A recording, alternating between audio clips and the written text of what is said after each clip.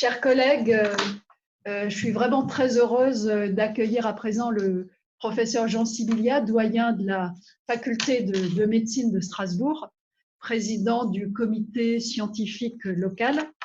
Merci de tout cœur, cher Jean, d'avoir répondu à mon invitation et d'avoir pris de votre temps précieux pour venir faire ici, devant les conseillers départementaux du Haut-Rhin, un point sur la situation sanitaire, les enjeux des prochaines semaines, les préconisations aussi, et aussi et surtout pour répondre à nos questions. Permettez-moi également de vous remercier pour votre engagement précieux localement dans la gestion de cette crise sanitaire inédite, et merci pour votre disponibilité lorsque j'ai eu à vous consulter sur certaines décisions ou mesures que nous avons mises en œuvre. En effet, tout au long des dernières semaines, vous nous avez accompagnés. Quand je dis nous, c'est l'ensemble des collectivités alsaciennes face à l'inconnu et face à des choix importants. Nous nous connaissons depuis longtemps. Nous avons eu à travailler sur certains projets d'envergure internationale, et ces projets d'envergure internationale, c'est ici, en Alsace, que vous les développez. Ainsi, vous avez été immédiatement disponible lorsque nous avons souhaité vous consulter durant cette crise, notamment concernant le dépistage dans les EHPAD et l'interprétation de ces dépistages. Vos éclairages ont été pour nous une véritable aide à l'appréhension de tous les enjeux et à la décision. J'ai aussi vu que dans un article du Monde paru hier, vous revenez sur l'engagement exemplaire et incroyable des personnels de santé, notamment des étudiants en santé mobilisés par l'épidémie, pour qui cette crise a pris la forme d'un véritable parcours initiatique dans l'adversité. Je veux vraiment profiter de votre présence pour leur rendre hommage, leur dire notre respect, notre reconnaissance, ainsi qu'à tous ceux comme vous qui les encadrez et les formez. Cette crise aura remis en lumière la vocation et l'engagement dans son acception la plus forte. L'action dans les hôpitaux, dans les EHPAD de ces jeunes et de l'ensemble des soignants m'évoque une belle phrase d'un grand Alsacien, c'est le prix Nobel Albert Schweitzer, qui disait que chacun s'efforce dans le milieu où il se trouve de témoigner à d'autres une véritable humanité. C'est de cela que dépend l'avenir du monde. Alors, je ne serai pas plus longue pour vous laisser le plus de temps possible. Nous avons convenu que vous nous feriez une présentation d'environ un quart d'heure, 20 minutes maximum, pour ensuite nous laisser entre 20 minutes et une demi-heure maximum pour un temps de questions-réponses. Monsieur le doyen, grand merci pour votre présence. À vous la parole. Merci beaucoup, Brigitte. Merci pour ces très, très gentils mots qui forcément qui me touchent, parce que dans ces moments extrêmement difficiles, on se serre les coudes et des relations pleines de bienveillance et pleines de respect mutuel, je crois qu'elles font du bien, elles atténuent un peu toutes les difficultés qu'on a tous ensemble. Et je pense que, comme vous l'avez dit, un des points qu'on souligne tous aujourd'hui, c'est cet engagement de tous, au profit de nos citoyens, de notre Alsace et de notre pays. Et je pense que c'est la plus belle des choses qu'on a vues, on l'a tous observé. Et surtout chez vous, dans le Haut-Rhin, puisque vous avez été malheureusement, vous avez payé un lourd tribut en fait à cette épidémie, bien plus qu'ailleurs, et vous avez été absolument extraordinaire dans l'adversité. Et j'en profiterai, comme je le fais à chaque fois que je prends la parole, pour féliciter, remercier chaleureusement du fond du cœur, non seulement les soignants, évidemment, parce qu'ils ont été en première ligne, ceux de l'hôpital, et je le répète, et ça a été tellement difficile chez vous, dans le Haut-Rhin, à Mulhouse et à Colmar, mais aussi tous ceux qui ont été sur le terrain. On les oublie peut-être un tout petit peu, mais je voulais témoigner et les remercier, les médecins généralistes qui ont vraiment été en grande difficulté, mais aussi les médecins spécialistes, parce que peut témoigner que certains ont fermé leur cabinet et ont demandé à venir aider à l'hôpital, ce qui est aussi un acte absolument incroyable. Donc vraiment tous ces soignants, que ce soit ceux de l'hôpital, soit de la ville, et puis tous les citoyens qui nous ont aidés. Il faut rappeler que Enfin, alors, c'est parce que j'habite dans un village, mais voilà, ma boulangère, celui qui tient le commerce, etc., tous les gens qui ont participé à la vie citoyenne de tous les jours, ils sont autant, et je le dis sans aucune démagogie, ils sont autant héros de ce moment-là, parce qu'ils ont dû surmonter leurs peurs, surmonter leurs difficultés. Et finalement, moi, je suis un petit peu heureux pour mes troupes, mais gêné à 20 heures tous les soirs quand on nous applaudit, et parce que les soignants sont là, c'est juste ce qu'on doit faire, quoi. On n'est pas des héros, on est juste là parce que c'est notre place, notre métier, et je suis heureux qu'on le reconnaisse, mais je ne veux pas qu'on dise qu'on est des héros, parce qu'on n'est pas plus des héros que les gens qui ont ramassé les poubelles, en fait. Hein. C'est courageux aussi, hein. À chacun sa tâche, hein. Et c'est sans aucune démagogie. Brigitte, voilà, vous me connaissez, et je peux vous dire que c'est vraiment très sincère. Et c'est le moment de resserrer les liens, et pas que entre les soignants et la population, mais au sein de toute notre population. Et je le répète, bravo et fierté à tous les Haut-Rhinois et les Alsaciens, parce qu'on a été très solidaires, et Strasbourg s'est beaucoup engagé auprès du Haut-Rhin pour vous aider, à la fois pour accueillir les malades en réanimation, pour soutenir toutes les actions qu'on a menées et qu'on continue à mener.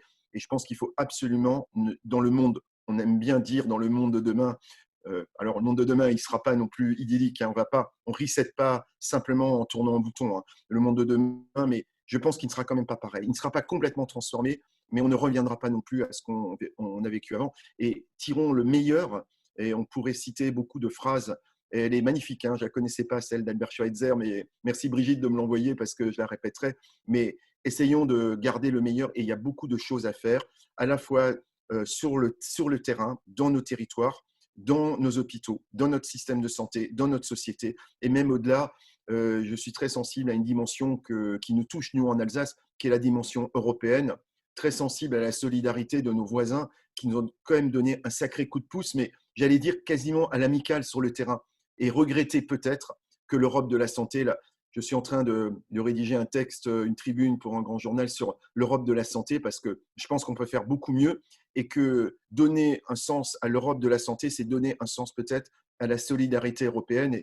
Et juste dans cette fin d'introduction, vous dire que moi, je suis né dans les années 60 et j'ai jamais vécu de guerre, mais mes parents et mes grands-parents l'ont vécu, et j'aimerais transmettre ça à mes enfants. Et une Europe solidaire sur les piliers d'une Europe qui sont la santé, qui sont la protection des citoyens, et puis tout ce qu'on peut considérer comme des règles de vie ensemble, des règles sociales, qui sont la justice et l'éducation. Si on pouvait partager ça, ça donnerait peut-être un sens nouveau à une solidarité différente. Et nous, l'Alsace, on est au cœur du dispositif. C'est pour ça que je me permettais d'évoquer ce point qui me paraît extrêmement important. Donc, en conclusion de mon introduction générale, merci franchement aux Rhinois. Je l'ai dit à Mulhouse la semaine dernière, mais c'est vraiment merci pour votre combativité. Et puis, essayons maintenant de retrouver non pas une vie, on va en parler, une vie normale, parce qu'elle va être différente quelques mois, j'espère uniquement quelques mois et pas quelques années, mais on va essayer de s'adapter ensemble et de tirer le meilleur, et qu'il n'y ait pas de retour de manivelle, vous voyez, de règlement de compte, entre guillemets. On entend déjà par-ci, par-là, des comptes qu'il faut régler. Moi, je ne suis pas du tout partisan de régler des comptes. Il n'y a pas de compte à régler. Il y a avancer ensemble. On tire les leçons de ce qu'on a fait, ce qu'on a bien fait et de ce qu'on a mal fait. On ne règle pas de compte, mais on avance ensemble, et on donne un sens nouveau à notre vivre ensemble. Et surtout en Alsace, hein, puisque on y tient, hein, et si on est là ensemble, c'est parce qu'on a cette sensibilité-là et cette solidarité-là. Elle est nationale, hein, on est français, mais on a cette solidarité alsacienne qui me paraît extrêmement, extrêmement importante. Voilà, Brigitte, quelques mots d'introduction pour évoquer avec vous, après, 3 sujets essentiels pour essayer de faire le point sur la situation de l'épidémie Covid-19 actuelle, et puis pour répondre évidemment aux questions. La première question que vous vous posez tous certainement, et nous aussi, et tous les experts, c'est on sort du confinement, nous passons dans une phase un peu intermédiaire, dite de déconfinement progressif, évidemment, selon la circulation du virus et la saturation du système de santé, hein, qui sont les 2 critères utilisés. Comment est-ce qu'on va vivre les prochains mois, et quel est le risque de cette fameuse deuxième vague? Donc, vous dire qu'aujourd'hui, les modèles sont sur la table. Il y a eu plein de modélisations qui ont été faites sur la base de ce qu'on sait, c'est-à-dire la connaissance du virus, sa contagiosité, l'efficacité des mesures barrières qui cassent la transmission du virus, parce qu'on a pu les mesurer pendant les confinements en France et ailleurs. Donc, on a pas mal d'éléments aujourd'hui pour simuler ce qu'il se passera dans quelques semaines à quelques mois, mais évidemment, aucune certitude. Ça, c'est un premier point. Aucun modèle aujourd'hui ne permet raisonnablement de prédire ce qui va se passer. Et ça, c'est quand même un point important. C'est-à-dire que la science est là, et c'est un exemple pour essayer d'éclairer ce qu'on devra faire, d'éclairer les décisions des politiques. Et là aussi, j'en profite pour bien expliquer ce que je dis à chaque fois. Nous faisons partie des experts. Mon travail a été de fédérer un peu l'expertise parmi ma communauté universitaire, d'essayer de tirer cette expertise vers le haut, d'accumuler les connaissances pour essayer d'éclairer des décisions qui sont celles des politiques. Un expert ne décide pas, un expert essaye de donner, de dire tout ce qu'il sait et ce qu'il ne sait pas pour que les politiques puissent prendre les meilleures décisions possibles. En l'occurrence, tous les experts du monde, dans tous les pays du monde, ont essayé de faire des simulations. On l'a fait en France, ça a été fait très récemment par un article publié hier par l'Institut Pasteur, qui a donné des simulations de l'état de l'art et les simulations en France. Aujourd'hui, on ne peut pas prédire ce qui va se passer dans les prochains mois. Néanmoins, ce qu'on sait sur l'expérience des virus respiratoires, comme la grippe ou d'autres virus respiratoires, on sait que généralement, ces virus respiratoires qui sont plus ou moins sensibles à la chaleur ou au froid. On appelle ça les virus froids, cold virus. Les virus froids sont des virus ces virus respiratoires, qui ont très souvent une deuxième phase ou plusieurs phases de ressurgescence à partir de l'automne, de l'hiver et l'année qui suit. Ça, c'est le modèle habituel. Donc, toutes les simulations et les calculs sont fondés sur ce qu'on sait de ce type de virus, qui n'est pas Covid-19, mais qui sont des virus comparables. Et à partir de là, on peut imaginer qu'il y aura effectivement des vagues petites ou grandes, et c'est toute la question, à l'automne, à l'hiver, voire avant, peut-être même au cours de l'été. Je ne vais pas vous décrire les modèles de simulation, mais vous dire que schématiquement, il y a des simulations optimistes et des simulations pessimistes. Et que, évidemment, ces simulations, elles sont conditionnées par 3 facteurs. Pour faire simple, le premier facteur, c'est le facteur directement lié au virus lui-même. Et ça, vous savez très bien que ce virus, on vient de le découvrir en début d'année. On ne le connaissait pas. Donc, la vie de ce virus, c'est-à-dire sa sensibilité à la chaleur, la vie de ce virus, c'est-à-dire sa capacité à muter, mais dans les deux sens. Ce type de virus, qui sont des virus qu'on appelle ARN, le petit code génétique à l'intérieur s'appelle l'ARN. Ces virus, ils peuvent muter dans peu, mais ils peuvent muter dans un sens de l'aggravation ou de l'amélioration. Donc, on peut imaginer aussi des mutations qu'on appelle avec perte de virulence, c'est-à-dire des virus qui deviennent un virus qui deviendrait moins dangereux. Ça a déjà été observé. Donc, cette vie du virus, sa sensibilité à la chaleur, à l'humidité, à la saison chaude, entre guillemets, et sa sensibilité, sa variation par des mutations génétiques, on ne la connaît pas aujourd'hui. On a purement des spéculations, mais on ne la connaît pas. Ça, c'est quand même un facteur fondamental. Et concernant ce virus, on a un deuxième point majeur, c'est de savoir comment il va entraîner l'immunisation des populations. Cette immunisation des populations, vous savez qu'elle est assez modeste aujourd'hui, puisque les chiffres montrent qu'en France, c'est autour de 5% de la population qui a été en contact du virus, en contact, qu'ils aient fait ou non des symptômes, à peu près 5%. On peut estimer que dans le Grand Est, a fortiori dans le Haut-Rhin et en Alsace, on est probablement plutôt entre 10 et 15%, et on verra les chiffres un peu plus généraux quand les enquêtes générales sont faites. Donc on est très supérieur à la moyenne nationale, mais ça n'est quand même que 10 à 15% de la population qui a rencontré le virus. En d'autres termes, si c'est 10 à 15%, 90 à 85% ne l'a pas rencontré. Donc, ce qui fait donc que le virus pourrait recirculer dans cette population n'ayant jamais vu le virus. Et c'est ça qui expose en fait à ce risque de ressurgescence et deuxième vague, c'est qu'il y a encore un grand nombre de nos citoyens, nos concitoyens, qui n'ont pas rencontré malheureusement ce Covid-19. Donc voilà ce qu'on peut dire sur ce premier point, avec toutes les incertitudes de la biologie du virus et de la réponse des gens qui le rencontrent, avec évidemment, pour compléter ce qu'on sait aujourd'hui, de nombreux travaux en cours, des travaux qui ont été menés par vous, Brigitte, dans le Haut-Rhin, pour essayer de mieux connaître de façon détaillée la séroprévalence, c'est-à-dire la présence d'anticorps chez nos citoyens, mais aussi comprendre comment ces anticorps de gens qui ont fait la maladie sont protecteurs durablement ou pas durablement. Donc, on a toute cette question de ces questions scientifiques, médicales et scientifiques qu'on est en train d'étudier, notamment à Strasbourg avec mon ami Samira Fafi-Kremer. On est en train d'étudier la réponse anticorps, la réponse immunitaire des sujets, essayer de la comprendre parce qu'elle permettra d'anticiper la suite et peut-être d'ailleurs de développer des stratégies thérapeutiques. Vous avez bien compris que si on comprend, on connaît mieux ce virus et on connaît mieux ses conséquences immunitaires, on pourra en tirer des conséquences thérapeutiques, c'est-à-dire des médicaments. Et on sait déjà qu'aujourd'hui, par exemple, traiter les patients avec du sérum de sujets convalescents permet d'améliorer des formes graves. Vous voyez, c'est un exemple qui montre que la connaissance du virus et de la réponse immunitaire peut nous aider et évidemment nous aidera pour la vaccination, ce qui me permet, j'en parlerai, de faire plus tard un petit focus sur la vaccination qui a fait couler beaucoup d'encre là depuis 48 heures. Ça, c'est la première variable. C'est la vie du virus, la biologie du virus et la réponse immunitaire qui l'induit. C'est une première variable hyper importante. On ne connaît pas tout de cette variable-là et elle est déterminante pour savoir comment vont se passer les prochaines semaines. La deuxième variable qui est fondamentale, et c'est peut-être celle qui est encore plus importante pour nous, pour les citoyens, c'est qu'aujourd'hui, dans l'État, en l'absence de vaccination, en l'absence de traitements antiviraux efficaces, déterminés de façon certaine, aujourd'hui, la seule réponse à l'épidémie, ce sont les mesures dites barrières. Ça, c'est fondamental. Il faut le rappeler. On a le comité scientifique a rédigé un texte que je vous enverrai, Brigitte, qui sera disponible, je pense, lundi, où on rappelle ce que je viens de vous dire sur la vie du virus et ce que je vais vous dire sur les mesures barrières. Elles sont fondamentales, je le répète, parce qu'elles sont la seule réponse efficace, démontrée efficace aujourd'hui contre cette épidémie. Ces mesures barrières, elles sont extrêmement simples. Et il y en a une qui est simplement mettre de la distance entre les individus, puisque ce virus, un virus est un petit parasite bien méchant qui ne vit, ce petit virus, que s'il se transmet d'un homme à un autre. Le virus ne vit pas plus de quelques heures ou quelques jours en dehors d'un organisme vivant. C'est-à-dire, effectivement, on peut avoir un peu de virus sur des surfaces inertes, sur des surfaces humides, même sur du papier, mais ça ne durera que quelques heures à quelques jours. En revanche, s'il se transmet d'homme à homme, il poursuit sa vie indéfiniment. Donc, on veut casser ce qu'on appelle la contagiosité entre les humains et on met de la distance, au moins 1 mètre, 1,50 m.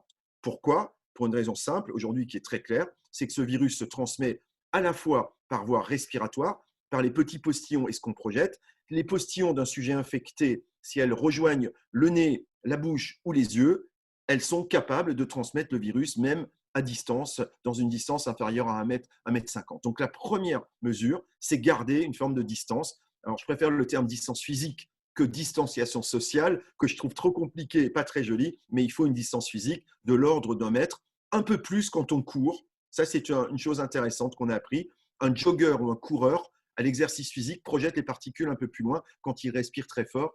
Et ça, il faut le savoir, notamment dans le cadre de l'ouverture des parcs potentiels. Vous voyez, c'est un exemple appliqué aux mesures citoyennes et au développement de la phase de déconfinement. Si on ouvrait les parcs, il ne faudrait pas autoriser, par exemple, les joggers à passer au milieu de la population. C'est un exemple qui vous montre que la science qu'on a appris peut servir à la décision quotidienne, à la décision qu'on peut prendre pour nos citoyens. Donc, mesure barrière, la distance. Deuxième mesure très importante, c'est, et je la mets volontiers en deuxième point, c'est se laver les mains régulièrement.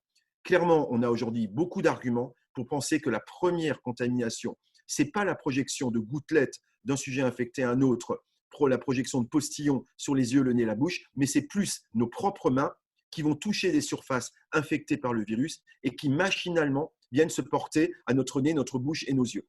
On peut estimer, mais c'est un chiffre qui est peut-être artificiel, mais que 80% des contaminations se font de façon manuportée. C'est vous allez toucher quelque chose qui est souillé par du virus que vous ne voyez pas, évidemment, qui peut être votre table, qui peut être un bouton d'ascenseur, qui peut être un banc, qui peut être quelque chose, tout ce qui est susceptible d'être souillé par du virus. Et puis vous allez porter instantanément et de façon inconsciente les mains au visage. On le fait tout le temps. Essayez de regarder. On est tout le temps en train de se toucher le nez, les yeux, etc. C'est machinal. L'homme est comme ça. Il se reconnaît lui-même probablement en touchant son visage.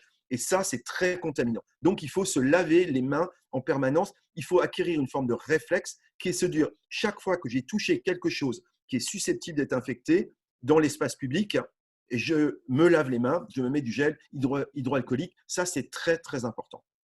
Troisième mesure, on en a beaucoup, beaucoup parlé, c'est une mesure fondamentale dans l'espace public, c'est protéger les voies respiratoires par une barrière. Donc c'est simple, je pense qu'on a très mal expliqué le problème au départ, parce que c'est un virus respiratoire, et quand on est confronté à une épidémie de virus respiratoire, une des premières mesures, c'est de mettre une barrière sur les voies respiratoires, donc un masque.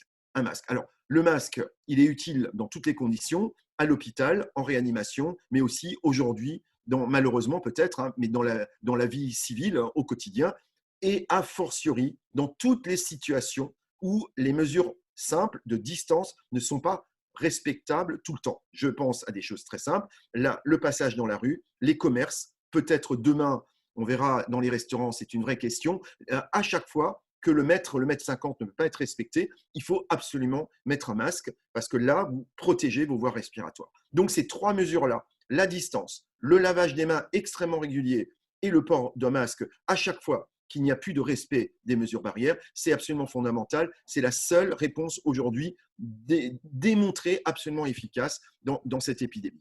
La dernière mesure, mais je la mets à part, c'est très particulier, mais il faut le rappeler, c'est pas agréable, c'est évidemment le confinement de tout sujet infecté ou de tout sujet suspect d'être infecté. C'est vrai beaucoup aujourd'hui, si on veut casser les clusters, vous avez compris le terme, et la contagiosité, il faut absolument qu'on soit capable de dépister et d'isoler, évidemment, tous les sujets infectés, de leur permettre de guérir sans contaminer d'autres sujets.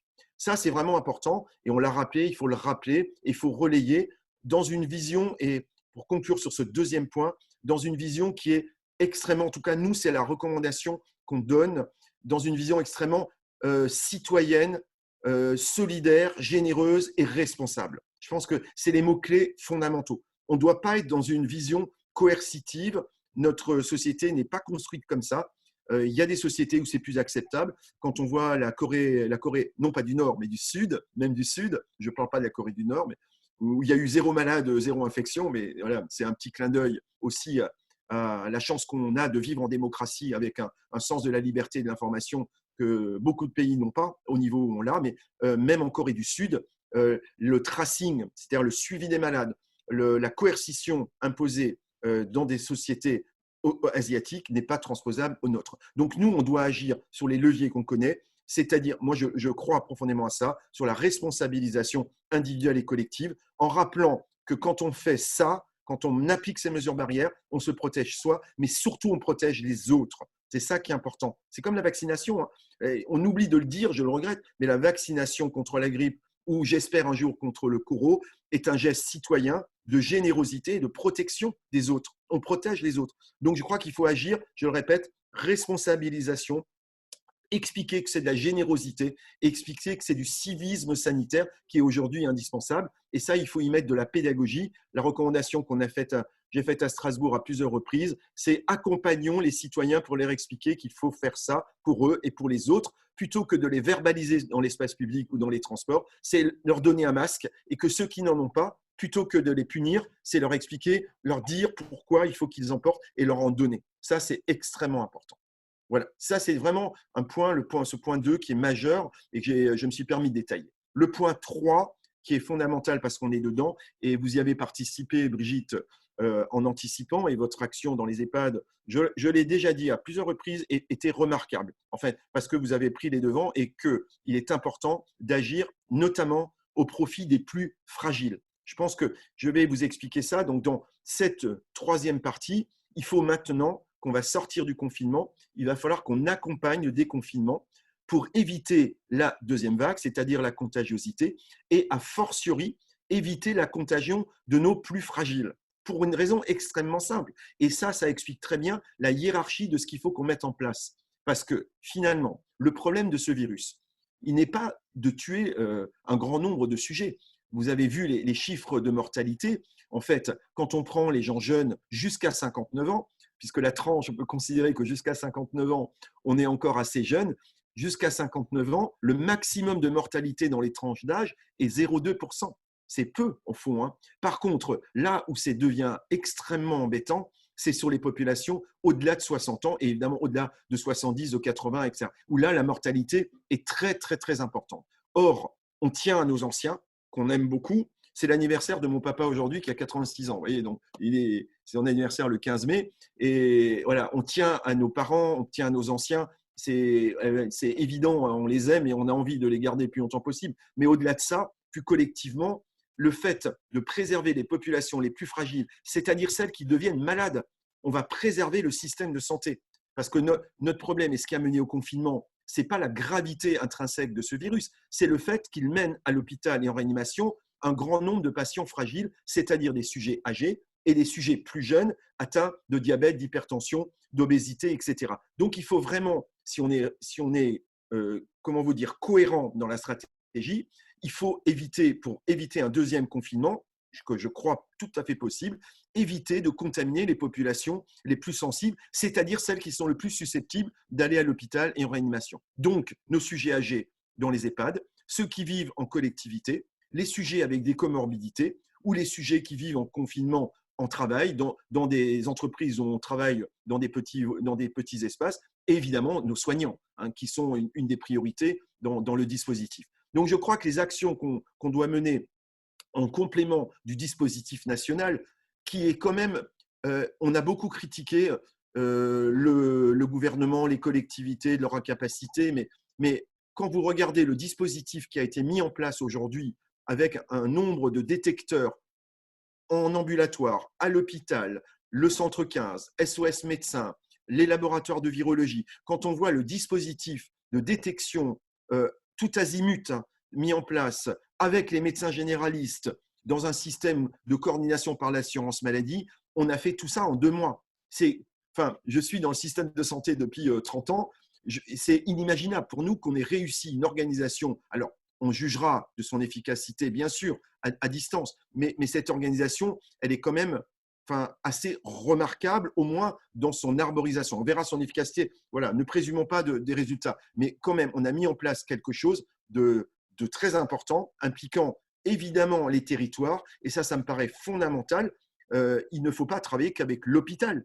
Quand les malades arrivent à l'hôpital, c'est trop tard. C'est-à-dire que l'épidémie est déjà partie dans les territoires. Donc le travail aujourd'hui, il est fondamentalement à organiser avec les territoires, avec les médecins libéraux, les généralistes, les autres, avec les soignants, avec les structures médico-sociales, avec les hôpitaux de proximité, parce que c'est comme ça qu'on détectera suffisamment tôt des transmissions, des réamorces de transmission virale. Donc, je crois que le dispositif, il est intéressant, mais évidemment, on peut le compléter, nous, dans nos territoires, par des initiatives territoriales, départementales. C'est le cas dans les EHPAD. Brigitte, vous avez donné l'exemple et vous voyez le travail maintenant mené dans les EHPAD avec une double action. On cherche le virus, mais on cherche les anticorps. Il faut faire les deux, certainement, et de façon répétée, par définition. J'y reviendrai peut-être. Donc, on mène ces actions aussi par des initiatives départementales, municipales, et il faut combiner les actions. Ne pensons pas, sortons de l'ancien monde où chacun fait ce qu'il croit être bien. Aujourd'hui, mettons-nous ensemble. On doit se tenir la main. Et ma démarche de cœur, de soignant et de doyen, d'institutionnel, et c'est un peu ma mission, c'est mon rôle, et c'est le sens que je donne à ça, c'est donnons-nous la main tous ensemble, pour la première fois peut-être, et allons dans le sens, chacun à sa place. L'expert, il n'a pas à décider. L'expert, il analyse. Je suis expert de terrain, je vois des patients tous les jours, je lis tout ce qui se publie, enfin pas tout évidemment, mais beaucoup de choses, je partage avec mes collègues et je digère ces connaissances-là pour essayer main dans la main de travailler avec les collectivités, toutes les collectivités et le réseau national. Et je crois que c'est comme ça qu'on peut gagner la bataille contre ce virus par des actions. En gros, c'est comme à la pêche. Vous voyez, on gagnera la bataille par un filet dont les mailles sont suffisamment petites pour capter ce virus qui est microscopique. Mais on n'a pas besoin de mailles à la taille du virus, mais on a besoin de mailles à la taille de tous les gens qui peuvent faire des symptômes et qui peuvent être contaminants. Et je pense que le point important, je le répète, c'est d'axer les actions prioritaires sur les populations les plus fragiles. Je le répète, c'est-à-dire nos anciens, les populations malades, les populations soignantes, les populations exposées en fait au public. Si on fait ça, moi je suis assez optimiste, mais je le dis souvent, optimisme, souvent on a l'impression que l'optimisme, c'est celui qui vit dans le monde du bisounours et qui n'est pas rigoureux, qui n'a pas les pieds sur terre. On peut être optimiste, mais rigoureux. Et on n'est pas forcément rigoureux quand on est pessimiste. Donc je pense que si on peut comprendre dans le monde qu'on espère, que l'optimisme et une vision de notre société, de notre monde, de notre organisation peut être optimiste avec des valeurs partagées, mais optimiste avec de la rigueur et y mettre de la rigueur. Moi, je suis assez aujourd'hui frappé, en tout cas dans ce que je vois. Alors, j'ai regardé dans mon village, dans mon hôpital, dans la rue, je vois beaucoup de gens, jeunes, moins jeunes, de tout âge, qui portent le masque, qui font attention. Je trouve que, et c'est un message important, et je pense qu'il faut l'utiliser, ce message. On doit être fiers de notre société et de nos citoyens. Il faut leur dire, il ne faut pas tout le temps taguer les choses en disant vous faites mal, vous faites pas bien, vous n'écoutez pas. Je crois qu'il y a beaucoup de gens, la majorité, qui font bien et qui ont envie de bien faire. Et dans la pédagogie qu'on doit développer, dans cet accompagnement territorial, il y a aussi une pédagogie de dire regardez les chiffres, regardez, on fait bien,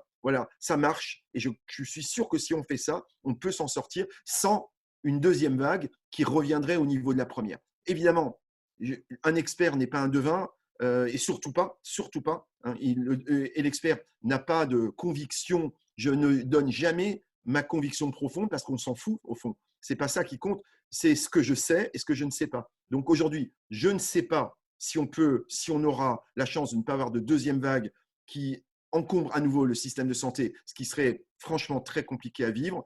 Je ne sais pas. En revanche, ce que je sais, que si on travaille main dans la main, si on se serre les coudes, si on applique les mesures barrières, si on fait preuve de générosité, de pédagogie, je suis certain qu'on peut y arriver ensemble. Et même en Alsace, qui est malheureusement voilà, une zone à haut risque par définition, puisque le virus a beaucoup circulé chez nous, notre région ne peut être qu'à haut risque par définition. Donc attention chez nous, mais je sais que je l'ai déjà raconté à plusieurs reprises, les Alsaciens ont une capacité, l'histoire l'a montré, de résilience. On a ça dans notre ADN. On a vécu plein de choses. Et depuis des siècles, on est à un carrefour de l'Europe, une zone où il y a eu beaucoup de mouvements, beaucoup de choses difficiles. Je suis sûr, puisqu'on se parle entre nous aujourd'hui, et on a la capacité de générosité, de collaboration et de résilience collective aussi, parce que quelque part, il y a un peu de résilience. On ne peut plus vivre comme avant. Et je suis le premier peiné de ne pas prendre… Alors, je pense que je prendrai mon papa dans mes bras ce soir pour lui faire la bise quand même. Et voilà, et sans masque, évidemment, mais voilà, et ça nous peine évidemment on a besoin aussi de ce lien social, on a besoin de ces manifestations-là, on a besoin de vivre. On ne pourra pas vivre toute la vie avec des masques, c'est sûr. On ne pourra pas vivre toute la vie sans voyager. On ne pourra pas vivre toute la vie sans retrouver le bonheur de l'échange, des restaurants, des commerces, etc. Il faut qu'on retrouve un moment dans ce sens-là, mais pour l'instant, on n'en est pas là. Je rappelle qu'on est déconfiné que depuis 4 jours. Donc, pour l'instant, le message est on va se battre ensemble pour éliminer ce virus. S'il reste endémique, on verra. Et c'est la dernière partie, je l'ai évoqué avec vous, c'est très brièvement, c'est thérapeutique et vaccin, on verra. Mais pour l'instant, on serre les coudes. Dernier point très rapide, c'est où on en est sur les traitements et les vaccins, pour être clair. Aujourd'hui, pas de traitement démontré efficace, mais 2 grandes pistes. La piste des traitements antiviraux. Il y a plein de pistes. Il y a des centaines et des centaines d'études en cours avec des vieux médicaments qu'on connaît déjà et des nouveaux médicaments qu'on est en train de découvrir. Vous comprenez bien que les travaux sur les anciens médicaments, ça va vite parce qu'ils sont déjà à disposition. On peut les tester, mais vite, ce n'est pas n'importe comment. On l'a dit souvent, attention à ne pas passer de faux messages sur des anciens médicaments en disant comme ils existent, il faut les utiliser. Le problème, c'est qu'il y en a des centaines. Alors, pourquoi l'un et pas l'autre ? Je prends simplement, vous savez, 3 exemples qui sont finalement comparables. C'est un peu technique, mais je me permets quand même cette chose technique. L'hydroxychloroquine dont on parle beaucoup, la chlorpromazine qui est le largactyle qu'on donne comme psychotrope à des patients avec des problèmes psychiatriques, et l'ivermectine qui est un antiparasitaire, c'est 3 médicaments qui n'ont rien à voir. Et bien, tous les 3 ont une activité antivirale à peu près comparable. Alors, pourquoi est-ce qu'on donnerait l'un et pas l'autre, et pourquoi pas les 3 ensemble? Il ne faut pas faire n'importe quoi. Donc, même avec les anciens médicaments, on a besoin de preuves parce qu'on a des malades à soigner derrière. Et je comprends le concept de je ne fais pas de recherche, mais je soigne. Mais soigner, c'est un engagement en essayant de préserver nos patients, puisque dans chaque thérapeutique qu'on prescrit, il y a un bénéfice et un risque. Et moi, je ne veux pas exposer mes malades à un risque que je connais ou que je ne connais pas s'il n'y a pas de bénéfice en regard. Voilà. Donc, l'attitude est simple. Aujourd'hui, testons les médicaments. Allons le plus vite possible, mais il faut un temps. Le temps de l'attente citoyenne et du patient, elle est compréhensible et elle est ultra courte. mais le temps de la démonstration, il est un petit peu plus long. On a gagné des mois déjà sur la démonstration, mais il faut continuer dans cette voie-là. Les traitements des formes graves évoluent beaucoup. Les traitements de ces malades qui arrivent à l'hôpital en réanimation, ces formes, vous savez, hyper-inflammatoires, puisque chez 10 à 15% des malades infectés par le Covid-19, vous avez une explosion inflammatoire, ce qu'on appelle l'orage inflammatoire, et on ne sait d'ailleurs pas très bien pourquoi les gens font cet orage inflammatoire. On sait qu'il est plus fréquent avec l'âge, il est plus fréquent avec l'obésité, il est plus fréquent dans certaines circonstances cliniques qu'on est en train de découvrir. Donc, on est en train de comprendre en fait cette population qui est la plus grave et imaginer qu'on trouve des traitements pour éviter ces 10 à 15% de formes graves, ben on aura quasiment gagné la bataille contre le virus parce que voilà, s'il n'y a plus ces patients, si on sait les traiter et les contrôler, ça sera presque gagné. Le virus pourra continuer à circuler, mais on n'aura plus cet encombrement du système de santé dramatique où il faut parfois, malheureusement, il faudrait malheureusement faire des choix pour aller en animation, ce que je n'espère pas. Voilà, donc on travaille beaucoup là-dessus. Il y a des travaux alsaciens là-dessus. On est très impliqués parce que c'est un domaine, Brigitte connaît bien notre domaine de prédilection, qui sont les maladies inflammatoires et les traitements immunomodulateurs. Donc on est très, très en pointe là-dessus. On essaie de contribuer à l'effort national et international. J'espère qu'on apportera des choses. Dernier sujet, c'est les vaccins. Donc, on en a beaucoup parlé depuis 48 heures. Sachez qu'aujourd'hui, il y a déjà 8 ou 9 vaccins en phase d'études cliniques chez l'homme, ce qu'on appelle en phase 3. Chez l'homme, il y a 4 phases. Chez l'homme, pour un médicament en vaccin, il y a 4 phases. 1, 2, 3, 4. On est déjà en phase 3 pour 8 vaccins. C'est-à-dire qu'on est en train de tester sur les hommes déjà 8 vaccins. Il y en a encore plus de, j'ai regardé hier soir, plus de 100 autres vaccins en évaluation. Il y en a 3 en France à l'Institut Pasteur et il y en a dans les entreprises évidemment françaises en développement, en études. Mais là, il faut être assez humble. Première chose, on n'est pas certain encore qu'on puisse faire un vaccin efficace et bien toléré. C'est vraisemblable, mais ça n'est pas certain. L'OMS d'ailleurs l'a rappelé. C'est quand même vraisemblable. Mais je rappelle quand même qu'il y a des épidémies virales contre lesquelles on n'a jamais pu faire de vaccin. Vous savez très bien, aujourd'hui, il n'y a toujours pas de vaccin dans le sida, qui tue encore, vous savez, le sida qui a tué entre 50 et 80 millions de personnes dans le monde depuis le début de l'épidémie. Donc, n'oublions pas non plus nos autres ennemis. Hein. Il y a d'autres ennemis que le Covid, mais c'en est un, il n'y a toujours pas de vaccin. Et l'hépatite C, je vous le rappelle, dont on a payé un lourd tribut quand même pendant des années, il n'y a jamais eu de vaccin. Heureusement, on a découvert des traitements antiviraux qui guérissent les malades aujourd'hui, mais il n'y a jamais eu de vaccin. Donc, il y a des histoires virales où on ne trouve pas de vaccin, mais ce sont surtout des virus chroniques. Là, c'est un virus aigu, respiratoire aigu, donc il y a de bonnes chances qu'on découvre un vaccin. Sachant que ce virus mute probablement assez peu, on a de bonnes chances que ce vaccin soit suffisamment stable et efficace pour protéger les populations. Mais il ne faut rien attendre avant 2021. Très raisonnablement, c'est 12 à 18 mois et je crois qu'il faut être très raisonnable. Un vaccin, ça s'étudie, il faut que ça soit efficace, il faut que ça soit bien toléré. On ne fait pas les choses n'importe comment et je crois que ça a été largement répété. On n'aura pas de vaccin avant début 2021, sauf magnifique surprise, mais franchement, je suis très étonné. Et tant mieux, alors, tant mieux. Si j'ai tort, tant mieux. Mais je crois qu'il faudra certainement attendre 2021. Et j'espère que ce vaccin permettra de traiter nos populations et à ce moment-là, clairement, de régler le compte de cet affreux virus qui disparaîtra à ce moment-là dans nos populations. Donc voilà ce qu'on peut dire sur ce troisième élément. Et évidemment, pour conclure, vous avez compris que la situation à venir, elle est incertaine, je le répète en conclusion, parce qu'on ne connaît pas bien encore l'histoire totale de ce virus et de la réponse immunitaire qu'il induit chez les humains. 2, les mesures barrières, on ne sait pas très bien comment elles seront appliquées par nos populations, mais j'étais très optimiste, mais il y a une incertitude sociologique sur l'application de ces mesures barrières. J'espère qu'on fera ce qu'on est en train de faire et qu'on tiendra le coup, mais ce n'est pas certain. Donc, c'est une variable incertaine quand même. Et 3, c'est la fameuse, j'aime bien le terme, sérendipité de la découverte de mesures thérapeutiques, vaccinales, mais aussi de découvertes médicales. C'est la sérendipité, c'est-à-dire l'incertitude de ces découvertes médicales, conditionne évidemment l'histoire de l'épidémie. Si demain, dans 8 jours, dans 15 jours, dans 3 semaines, on a un antiviral efficace, magnifiquement efficace, si on a des traitements immunomodulateurs qui empêchent l'orage inflammatoire chez les plus graves, eh bien, évidemment que l'histoire ne sera pas la même. Donc ça, c'est en cours. On guette. On pourra faire un point de route dans quelques semaines, refaire un point de route. Aujourd'hui, on n'a pas ces choses-là, mais on les attend et on les attend avec un optimisme parce qu'il y a un engagement des médecins, des scientifiques comme jamais, hein, justifié et légitime. Donc, on peut être optimiste sur ce troisième. Voilà. Merci Brigitte, merci à tous, hein.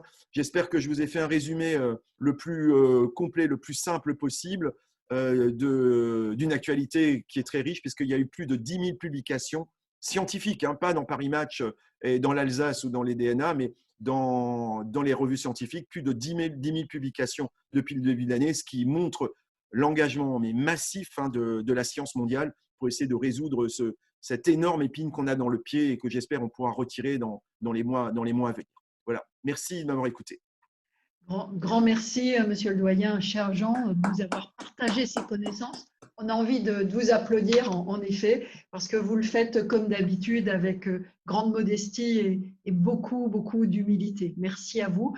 Merci aussi d'avoir rappelé cette chaîne de solidarité qui s'est mise en place, et plus particulièrement en Alsace, et je crois pouvoir dire plus particulièrement dans le Haut-Rhin, où nous étions et nous continuons à être tous solidaires, services de l'État, collectivités, médecins, soignants, chefs d'entreprise, associations, citoyens. Comme vous le dites, il ne faut pas oublier, il faut que cette solidarité perdure parce que c'est tous ensemble qu'on arrivera à vaincre ce fléau. Merci aussi d'avoir évoqué l'Europe de la santé. Comme vous, je pense, je suis très triste de la fermeture des frontières avec nos voisins. J'essaie de retenir ce qui s'est fait de positif, voire même de très positif en matière de coopération transfrontalière, parce que la coopération transfrontalière, vous l'avez évoqué, a permis de sauver des vies, hein, il faut bien le dire, et il faut qu'après la crise, on s'en souvienne aussi et qu'on continue à travailler et à développer encore le travail avec nos voisins dans le domaine du sanitaire. D'ailleurs, je pense vraiment que la collectivité européenne d'Alsace aura un rôle à jouer, puisque nous aurons un rôle à jouer, c'est la loi qui nous le dit, dans le schéma sanitaire transfrontalier.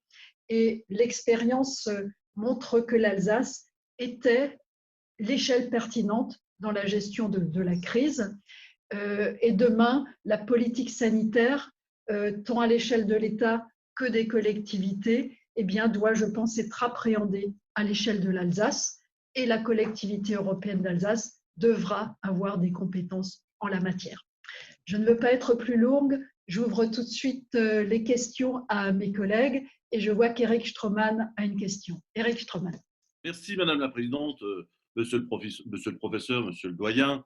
Je partage votre optimisme. Je pense que pendant cette période, il faut éviter de s'enfermer dans une vision pessimiste.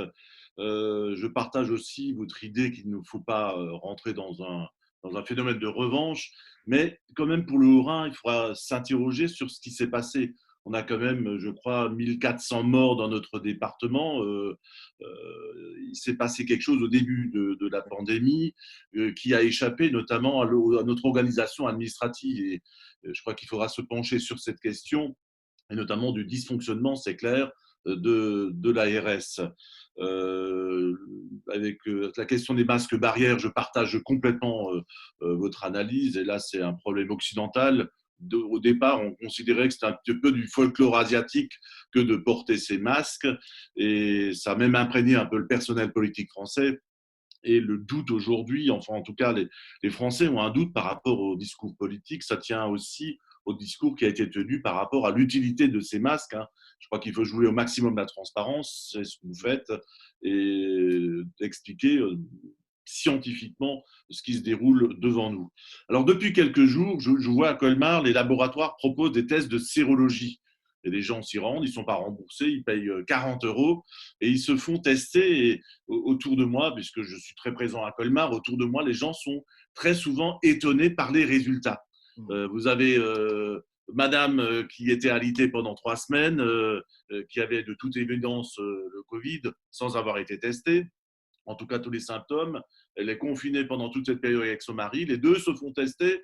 Madame est positive, là, à l'IgG M, je crois, ou G, pardon, et monsieur est négatif. Comment est-ce qu'on peut expliquer ça? Oui. Et alors, ce n'est pas des situations isolées, et il y a des gens également qui étaient positifs au test initial et qui se retrouvent aujourd'hui dans ces tests de sérologie comme négatives. Alors, est-ce que ces tests présentent réellement un intérêt ou alors est-ce que tout simplement qu'au bout de 2 ou 3 mois ou 2 mois, pour certains qui ont été contaminés il y a 2 mois, est-ce que la protection, en tout cas la sérologie, commence à disparaître tout simplement et qu'il y a éventuellement un risque de rechute à cet égard? Merci à vous. Oui, merci. Excellente question qui est un peu technique, mais je pense elle est incontournable dans le contexte actuel, hein, parce que, évidemment, surtout dans notre région, j'appelle région, pardon, hein, je fais un abus de langage, hein, mais dans notre Alsace, hein, comme ça j'éviterai voilà, la confusion, mais en tout cas en Alsace, dans la région de l'épicentre de l'épidémie, hein, donc au Rhin-Bas-Rhin et au-delà, en Moselle aussi, hein, l'épidémie a touché ces territoires. On a clairement besoin de savoir à un moment donné si les symptômes qu'on a ressentis entre janvier et avril étaient bien liés à l'infection par le Covid. Alors, une explication simple, le plus simple possible, c'est que pour savoir si on a été en contact avec le virus, il y a la seule manière simple aujourd'hui, c'est de rechercher des anticorps contre le virus par des tests qu'on appelle les tests sérologiques. Alors, c'est très intéressant parce que ça ne présume pas des symptômes que vous avez faits. Or, le Covid, plus peut-être que d'autres virus respiratoires, peut ne se manifester par aucun symptôme ou que des tout petits symptômes, en particulier chez les gens jeunes et a fortiori chez les enfants. Donc, vous avez été en contact avec le virus, vous avez fait rien du tout, ou parfois 24 heures de maux de tête, un peu de frisson, vous voyez ce qu'on fait dans une grippe, et pourtant vous avez été en contact. Alors, il y a plein de gens qui ont eu des symptômes dans les 3 derniers mois. Mais ça, c'est normal. C'est la période hivernale. Vous savez que dans cette période hivernale, le syndrome grippal est une banalité absolue. Donc, c'est mon premier élément de réponse, c'est que beaucoup de gens ont eu des symptômes pendant cette période-là, des symptômes, on dit peu spécifiques, hein, c'est-à-dire mal à la tête, de la fièvre, des douleurs, etc. Mais c'est des symptômes qu'on peut voir avec des dizaines et des dizaines et des dizaines de virus, et pas que le Covid-19. Donc, la première explication, évidemment, c'est que tous ces gens qui se sont sentis malades un petit peu pendant cette période-là, ils n'ont pas eu de Covid, ils ont eu autre chose. Donc ça, c'est une explication. La deuxième explication, donc on ne trouve pas d'anticorps contre le Covid. La deuxième explication, elle est plus technique, c'est que les tests sérologiques qu'on utilise aujourd'hui n'ont pas une sensibilité absolue. Ils n'ont pas de sensibilité absolue, c'est-à-dire on estime la sensibilité entre 85 et 90%. Ça veut dire que même si vous avez été infecté par le Covid, si la sensibilité n'est que de 85 à 90%, il y a 10 à 15% de chances que le test ne soit pas capable de détecter les anticorps, pour des raisons purement techniques, si vous voulez. Donc ça, c'est une deuxième explication.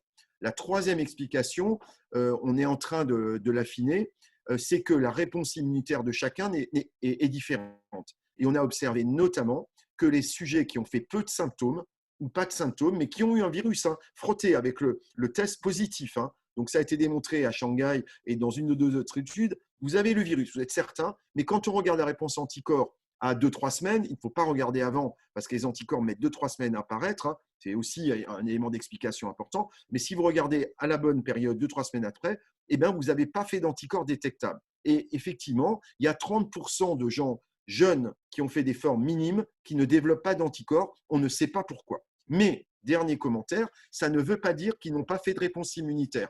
Donc, on est en train d'étudier dans les familles exactement ce que vous décrivez. Dans les familles, un membre a fait un Covid certain avec un test, un PCR positif et un test sérologique positif, et les autres n'ont pas fait, mais ont eu des symptômes. Et on regarde les anticorps, ils n'en ont pas. Donc, on essaie de voir si ces gens-là ont quand même une autre réponse immunitaire, et on est en train de voir que ces gens, s'ils n'ont pas d'anticorps, ils ont quand même une réponse immunitaire différente contre le virus. Mais ça n'est que de la recherche aujourd'hui, hein. C'est une analyse de recherche. Il n'y a pas de test encore dans les laboratoires.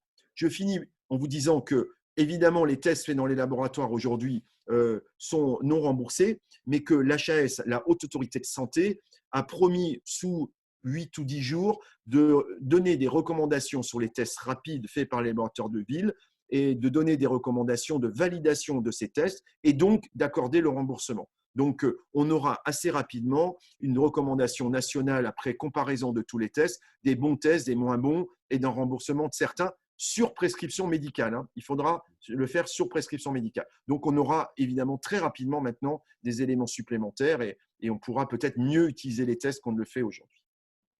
Merci, professeur. Merci beaucoup. Nous avons encore Madame Valla qui aura une question à vous poser. Marie-France Valla. Oui, oui, merci beaucoup Brigitte. Merci beaucoup professeur Sibilia pour votre exposé qui a été tout à fait clair et qui a bien détaillé les mesures barrières à respecter.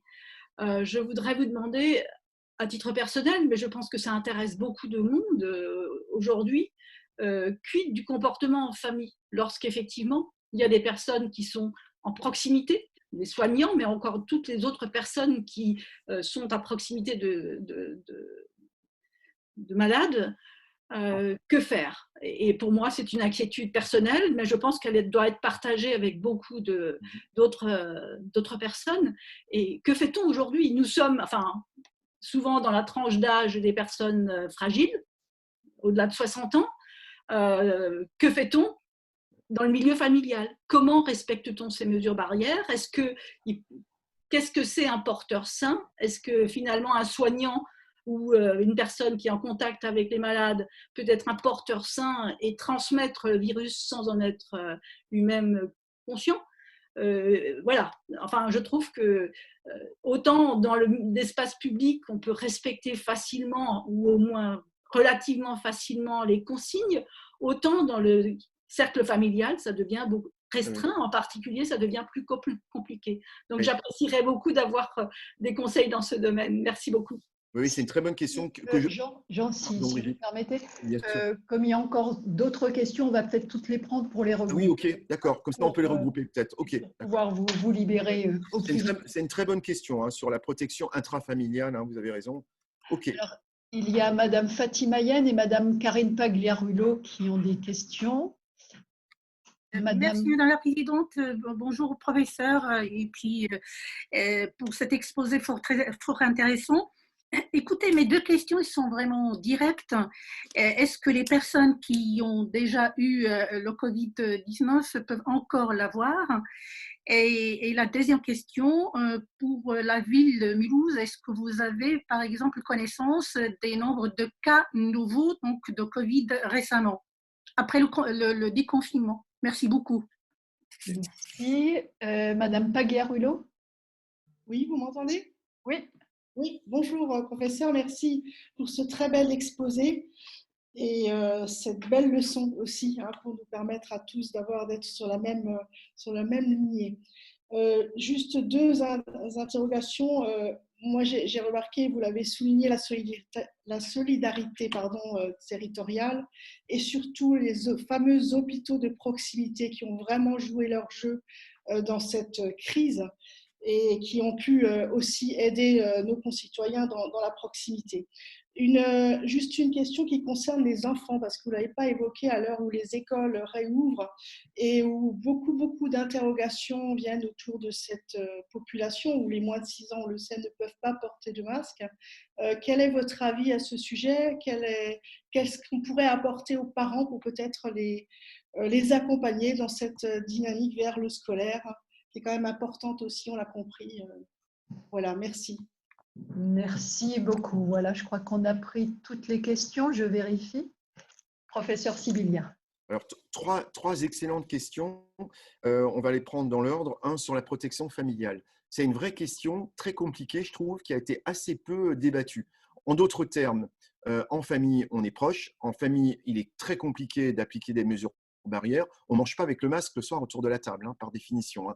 Donc, c'est assez compliqué, et ça, dans toutes circonstances. Et comme vous le rappeliez, on a des sujets asymptomatiques qui portent le virus et qui peuvent être contagieux, c'est démontré. Mais on sait aussi, et c'est une particularité malheureusement du Covid, qu'on est contagieux avant d'être malade. Ce qui n'est pas le cas avec la grippe, par exemple. On ne devient contagieux que quand on commence à avoir la fièvre et les premiers symptômes. Donc, le problème, et on est contagieux 1 à 3 jours avant le début des symptômes. Donc, en fait, il y a des tas de situations où on a l'impression que la vie est tout à fait normale, mais qu'il y a au sein de la famille quelqu'un qui peut porter le virus, je le répète, soit avant les symptômes, soit parce qu'il est porteur asymptomatique. Donc, ça pose un vrai problème dans les familles. Alors, que faire? Je n'ai pas de solution miracle, et je ne parle pas de la situation où un membre infecté d'une famille est confiné en intrafamilial, puisque vous savez, comme l'a dit le Premier ministre, si un sujet est dépisté positif, il peut choisir d'être ou à l'hôtel ou en famille. Mais je n'ai pas bien compris, et je ne suis pas le seul, et il faut qu'on en débatte. À ce moment-là, est-ce qu'il est confiné en famille? Est-ce qu'à ce moment-là, toute la famille est considérée comme confinée pendant la même période, décalée de quelques jours, de fait, puisque la contamination peut se faire? Ça devient un truc très compliqué à gérer. Ou est-ce que la famille qui vit avec le contaminé est susceptible de sortir? Et je pense que c'est une vraie question extrêmement difficile. Donc, voilà, poser une question difficile. Alors moi, les conseils, c'est des conseils d'hygiène de base pour limiter les choses. C'est quand on rentre à la maison, a fortiori quand on est dans une famille où il y a un soignant, il faut ôter ses chaussures. Il faut immédiatement se laver les mains, voire déjà, moi je le fais, je me mets du gel hydroalcoolique quand je sors de ma voiture, parce que j'imagine peut-être que j'ai mis du virus sur le volant. Alors il ne perdurera pas, mais il est peut-être là. Je sors de la voiture, je me lave bien les mains au gel hydroalcoolique avant de rentrer chez moi, j'ôte mes chaussures, et encore aujourd'hui, je me déshabille, voilà, je me change, évidemment en mettant une tenue de maison, de soirée, en ayant pris, je le fais encore aujourd'hui, en ayant pris une douche pour se laver les cheveux. Donc, alors c'est bien, c'est des mesures d'hygiène, mais on est soignant, donc moi je suis soignant. Mais ces mesures-là, elles peuvent être transposées à la vie intrafamiliale. Toutes mesures d'hygiène que vous pouvez prendre sont bonnes. Après, qu'est-ce qu'on peut faire au-delà? C'est-à-dire le soir avant de se coucher, est-ce qu'on se fait une petite bise? Est-ce qu'on se serre dans les bras? Est-ce qu'on met un main? Je crois qu'il faut continuer à vivre. Il ne faut surtout pas être dans une psychose hypochondriaque permanente, de ne plus se regarder, de ne plus se toucher, d'avoir peur de l'autre. Il faut arriver à vivre, mais le fait de se laver les mains, de faire très attention, d'éviter des éléments contaminants venant de l'extérieur, c'est déjà une bonne chose. Si on fait déjà tout ça, je pense que ça sera bien, et vous pourrez continuer à vous prendre dans les bras et à vous faire un petit bisou le soir. Mais voilà, il n'y a pas de mesure absolument idéale. Deuxième question, très bonne question. J'ai fait un Covid, est-ce que je peux refaire un Covid? La réponse est non. Aujourd'hui, rien ne permet de dire qu'on peut rechuter du Covid dans les semaines ou les mois qui suivent. Il n'y a aucune observation de rechute où vous réattrapez le Covid. Ça, c'est un élément extrêmement intéressant. Ça veut dire que, toute chose égale par ailleurs, quand on a fait une réponse immunitaire contre le Covid, on la garde au moins quelques semaines, quelques mois. Je ne sais pas si on la gardera des années, mais on la garde quelques mois au moins. Et ça a été parfaitement démontré sur des expériences chez les singes. On a un article scientifique très intéressant où des singes ont été infectés, ont fait une réponse immunitaire au Covid, et les expérimentateurs essayent de les réinfecter au Covid et n'y arrivent pas. Donc ça, c'est plutôt rassurant. Donc aujourd'hui, on peut penser qu'il n'y a pas de rechute possible du Covid, en tout cas aucune démonstration. Et évidemment, on surveille ça de très près. On verra dans les prochaines semaines, les prochains mois, mais c'est plutôt une donnée rassurante. Dernière question, évidemment, c'est sur les enfants. Question très importante parce que l'école a repris partiellement. On a appris beaucoup de choses sur les enfants. Ça, c'est très intéressant puisqu'on pensait que, comme dans la grippe, que les enfants étaient un réservoir et un réservoir de contagion majeure du virus. C'est vrai pour la grippe, ça n'est pas vrai pour Covid. Mais attention, ne basculons pas le message. Les enfants sont porteurs du virus. Ils peuvent être porteurs, mais deux considérations importantes. Ils portent le virus probablement de façon un peu moins importante que les adultes. Donc, ils sont à l'évidence moins contagieux que les adultes. Ça, c'est un point très important. Mais moins contagieux ne veut pas dire pas contagieux. Donc, attention. Donc, ça veut dire que quand vous regroupez les enfants dans le bac à sable à l'école, il faut faire quand même attention parce que c'est des regroupements collectifs. Donc, les enfants peuvent se contaminer quand même et contaminer les adultes. Mais c'est beaucoup plus rare que dans l'autre sens. Ce qu'on a observé plutôt aujourd'hui, ce sont les adultes qui contaminent les enfants plutôt que les enfants qui contaminent. Mais l'autre sens est possible aussi. Donc, attention, mais ils sont très peu contagieux. Et deuxième chose, je peux vous le confirmer, malgré les messages qu'on entend, les enfants font très, très, très peu de symptômes et très, très rarement des formes graves. Il y en a, mais c'est exceptionnel.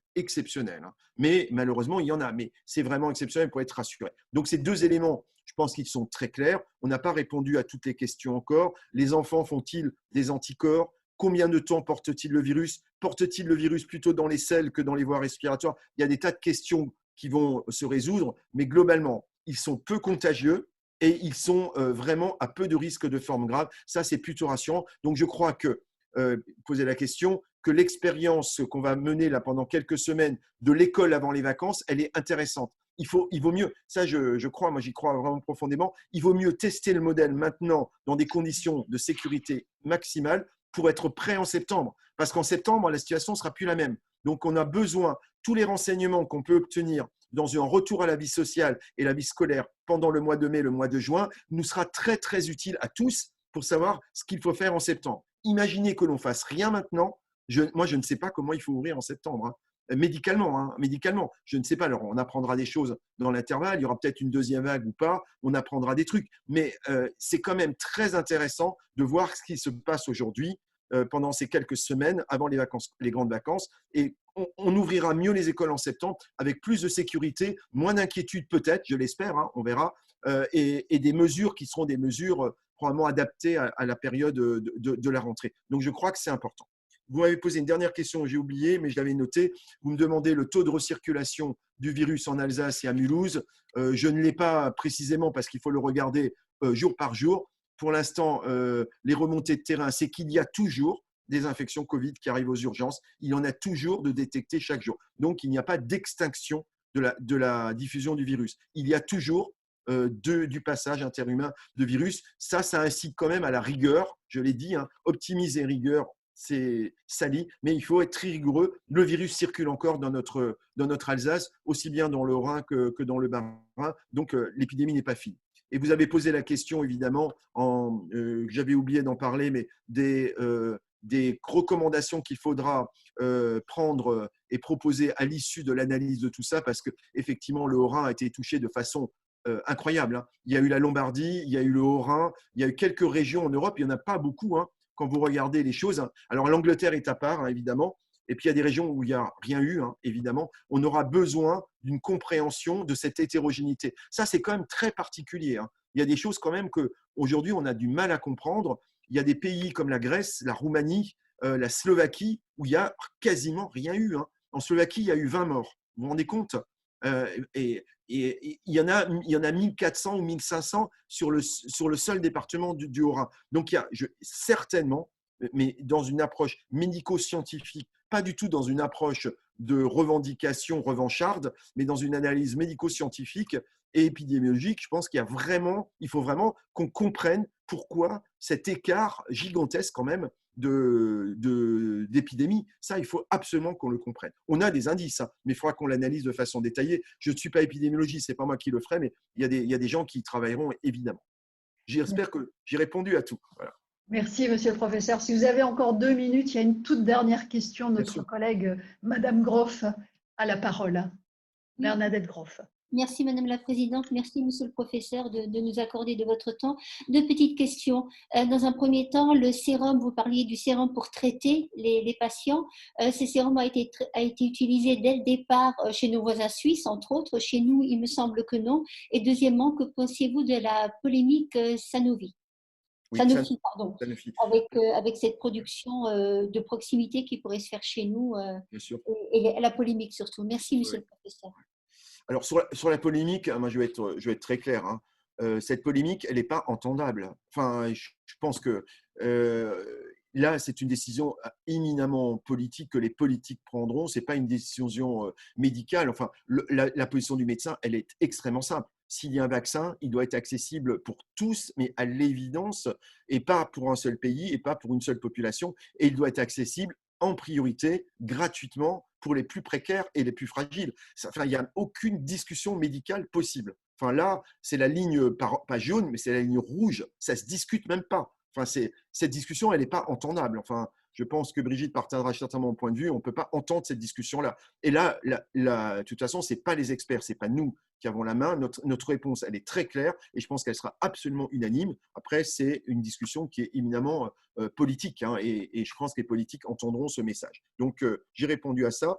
Et la question de la plus technique de ce qu'on appelle la sérothérapie, c'est-à-dire donner des anticorps de convalescents à des gens malades, est une vieille technique d'ailleurs. Il faut rappeler que ça a été utilisé par les élèves de Pasteur à l'époque de la diphtérie. Donc, vous voyez, il y a bien longtemps et à l'époque, on ne connaissait même pas les anticorps. On ne savait pas ce qu'on faisait, mais on donnait déjà du sérum de convalescents à des gens malades et on a sauvé notamment Charles Nicolle, qui a sauvé, était très célèbre pour ces approches-là. Donc, c'est des vieilles approches, mais en fait, il faut les valider quand même. Hein. On peut pas, vous savez, on ne pompe pas du sérum du sang d'un malade et on le donne à l'autre, hein, parce qu'on ne peut pas donner le sang de quelqu'un à n'importe qui. Il y a des compatibilités, hein, ne serait-ce que liées au groupe sanguin, à d'autres choses, qui fait que les anticorps qu'on prélève, on doit les purifier, on doit les préparer et on doit vérifier qu'on ne fait pas de bêtises. Hein. Donc, ça a été fait. Il y a plusieurs centaines, même milliers, je crois maintenant, de gens dans le monde qui ont été traités par ça. Ça marche. C'est pas une baguette magique, mais c'est très intéressant. Ça a permis clairement de réduire la mortalité des formes graves. Alors, on a utilisé le sang des patients alsaciens prélevés dans les banques de sang, notamment de Strasbourg, parce que je sais que nos patients ont aidé à ça. Mais après, on est encore, je le rappelle, hein, on n'est pas dans l'utilisation quotidienne, hein, on est encore dans des utilisations dans le cas de protocoles thérapeutiques. Hein. Donc ça, c'est vraiment très important. Une fois que ça sera validé, la mesure pourra se diffuser. Mais merci pour la question qui est très technique, mais qui est très intéressante.